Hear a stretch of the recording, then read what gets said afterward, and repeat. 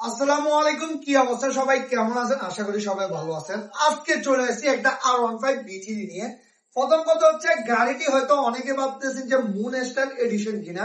না, এটা পুরোটাই স্টিকার করা হয়। গাড়িটি ছিল ব্ল্যাক এন্ড ব্লু কালারের ভিতরে। তবে আজকের গাড়িটি মানে স্টিকার করতে মনে হয় না আমি এত বছর কাজ শিখছি, এত প্যারা খাই নাই।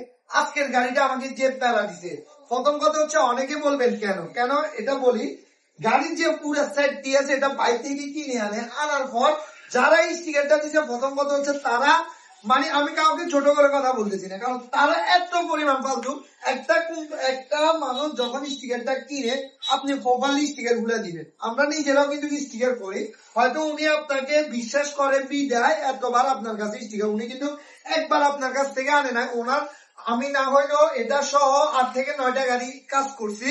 উনি প্রথম কথা হচ্ছে অনেকে বলবেন যে উনি এত গাড়ি, ওনার ওনার ফ্রেন্ড সার্কেল এমনকি ওনার নিজে গাড়ি চেঞ্জ করে কয়েকদিন পর পর। এই গাড়িটাও কিন্তু আমি আগে একবার মোড করি, তখন আলহামদুলিল্লাহ খুব ভালো মোড করি।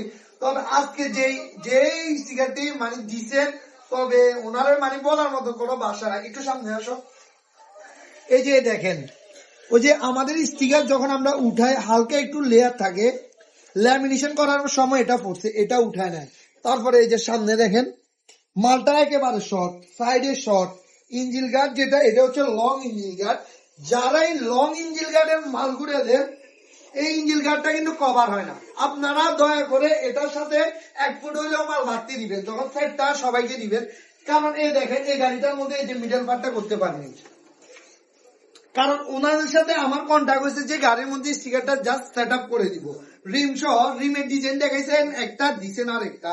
তো আপনাদেরকে নিয়ে মানে মানে কিছু বলার নাই। প্রথম কথা হচ্ছে ঢাকাতে যারা এই স্টিকার গুলো সেল করেন, আপনারা একটা জিনিস মাথায় রাখবেন, আমার মতন এরকম যদি মানে খারাপ লোকের কাছে এরকম মানে স্টিকারটা আসি পরে, আমি কিন্তু একেবারে দোকানের নাম সহ মানে ইনশাল্লাহ সামনের ভিডিওতে বলে দিব। কারণ সবসময় আমি একটা কথা বলি, কাস্টমারকে ঠকানোর চিন্তা করবেন না। আপনি কিন্তু কাস্টমারকে ঠকান নাই, প্যারাটা দিচ্ছেন আমাকে। কারণ আমি যে প্যারা নিয়ে কাস্টমার তো জিনিসটা আনছে, আমি কিন্তু কাস্টমারে মিলে দিতে হবে। তবে আজকে মানে কাস্টমার যে পরিমাণ উনি সময় দিচ্ছে মানে বলার বাইরে। তবে ওনাকে মন থেকে ধন্যবাদ জানাই যে এতটা সময় দেওয়ার কারণে। সকালে আসছে, সকাল 9টা বাজে আসে, এখন রাত্রে বাজে প্রায় 10:30।